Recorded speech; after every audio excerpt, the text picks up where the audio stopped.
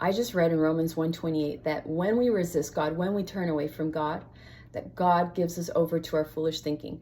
My version actually says God abandons us to our foolish thinking. Now, I know what some of you may be thinking, because if I was a new believer, if I was like getting to know about God and getting to know Him for myself, I would ask, how is it that a good God, a loving God, a God who's supposed to protect His people eventually abandons them? That doesn't make sense in my head, and it seems like it would go against His character.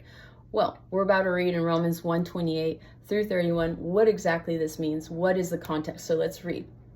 It says, since they thought it foolish to acknowledge God, He abandoned them to their foolish thinking and let them do things that should never be done.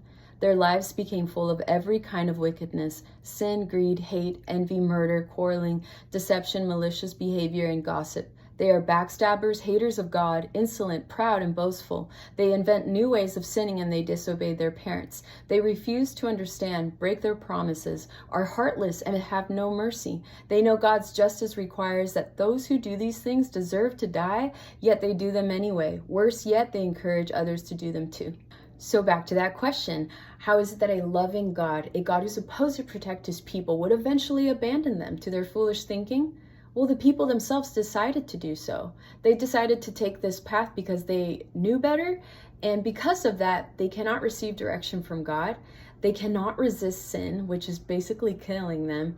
But hopefully, at some point, these people, which could be even us today listening, we would get the wake-up call that we could still come back to God because He is merciful to save and to help us in our time of need.